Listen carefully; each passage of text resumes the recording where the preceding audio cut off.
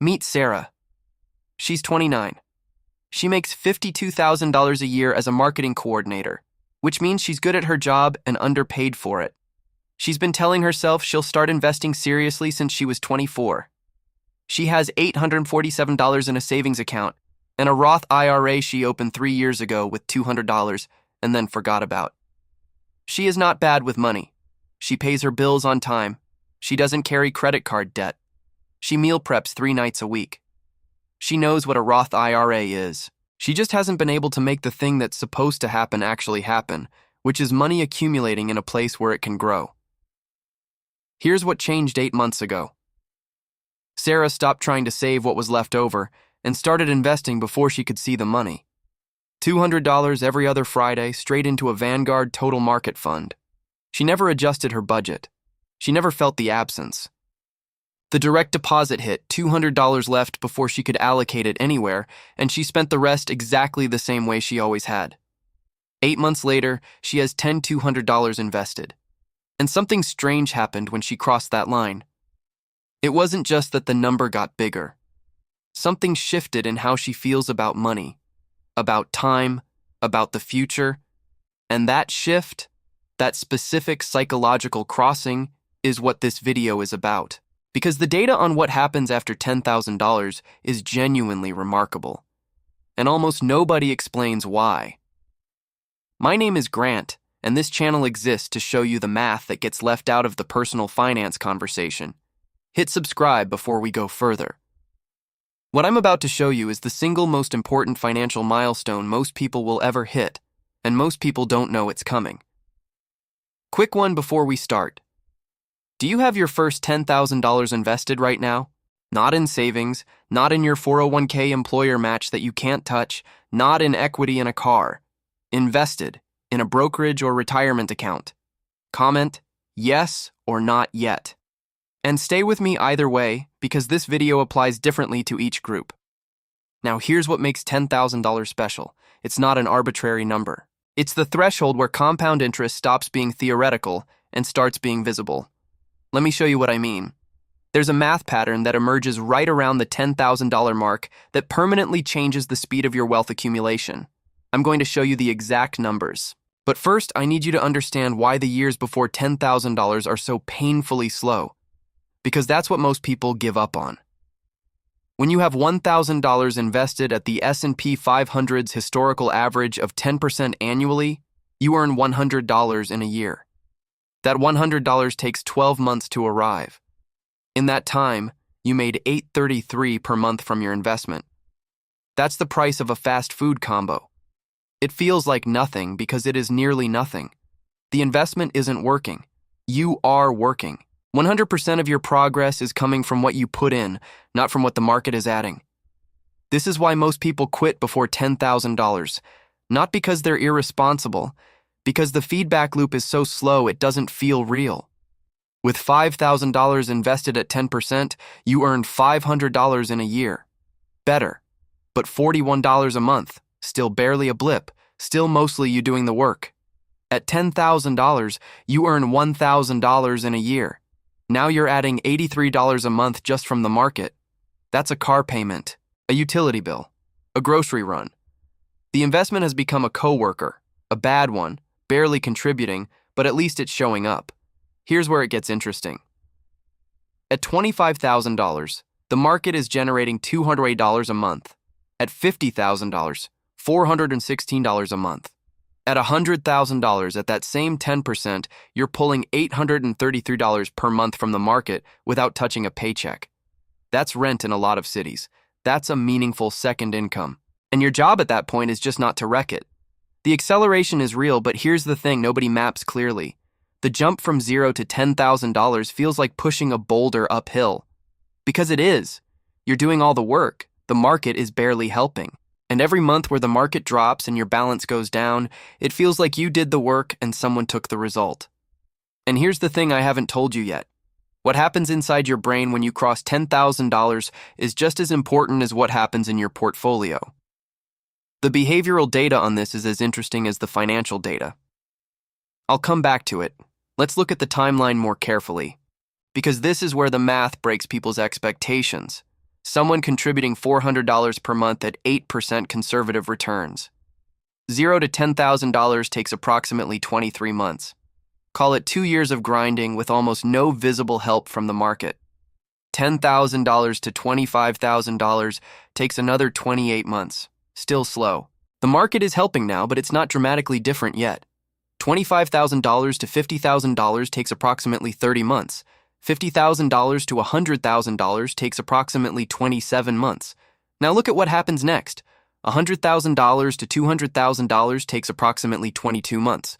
$200,000 to $400,000 takes approximately 22 months. Every doubling is now happening in roughly the same amount of time, regardless of the total.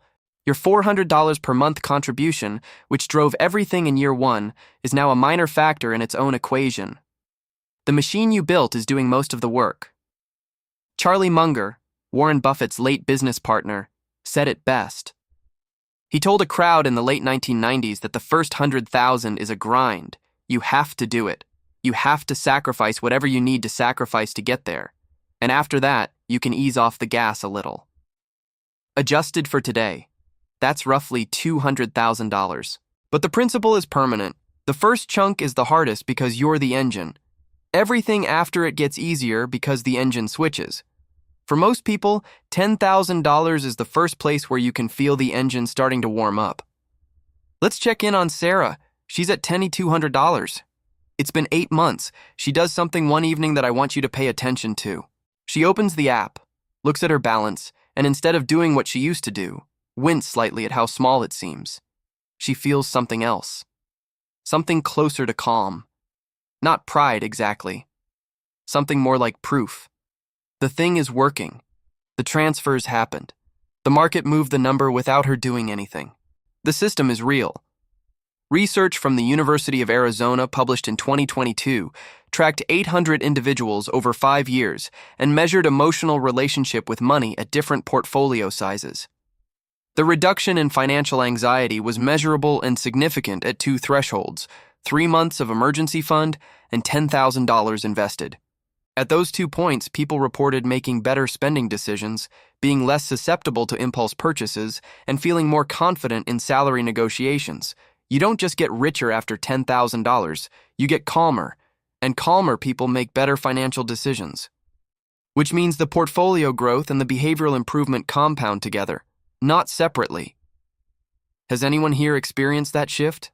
The moment where looking at your balance stopped feeling hollow and started feeling like proof?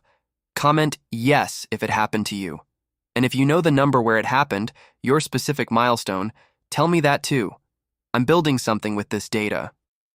Now the take that will make some people uncomfortable. Most financial advisors have very little incentive to tell you the truth about $10,000. Because at $10,000, you don't need one. A target date fund or a simple 3-fund portfolio, total market, international, bonds, managed by you, checked once a quarter, beats 80% of actively managed funds over a 20-year period according to Standard & Poor's annual SPIVA report. The 1% annual advisory fee that seems harmless on $10,000 is $100 a year. On $500,000, it's $5,000. On $1,000,000, it's $10,000.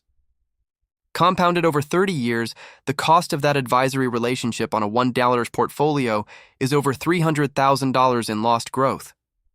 The moment to hire professional financial advice is when your tax situation becomes complex enough that a CPA and an estate attorney are actually necessary. Not when you have $10,000 in a Roth IRA and you're nervous about picking the right fund. At that level, the advice you need is free, and it fits in one sentence. Buy a broad market index fund and don't sell it for 30 years. Now let's run the proof. Sarah's $10,200 left alone at 10% annual return without a single additional contribution.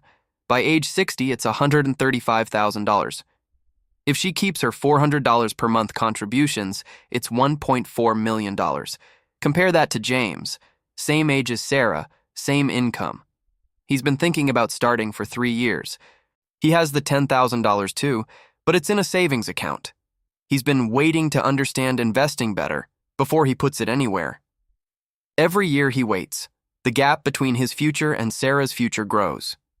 If James starts 3 years from today with the same $400 month, His portfolio at 60 is approximately $990,000. A $4,000 or $10,000 difference from 3 years of waiting in a savings account, not from making wrong choices, from making no choice. And here's the starkest version of this math. The $10,000 Sarah invested at 29, ignoring everything else, becomes $135,000 by 60.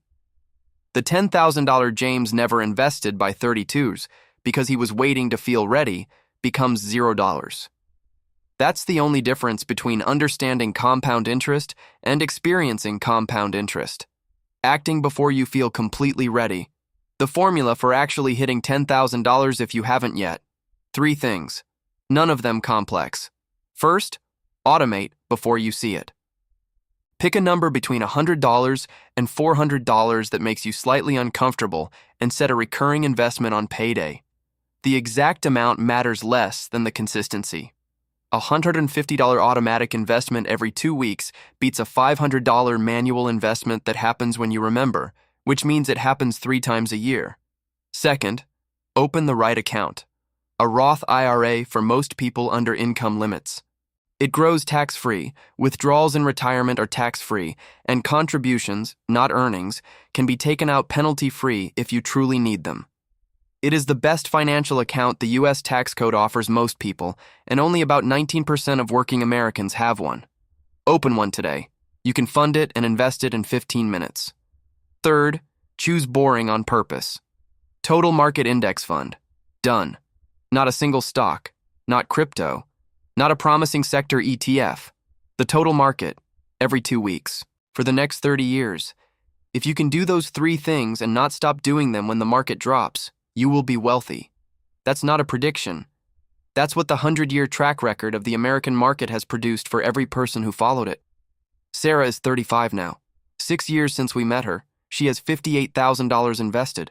The market is doing $483 per month in growth without her touching anything.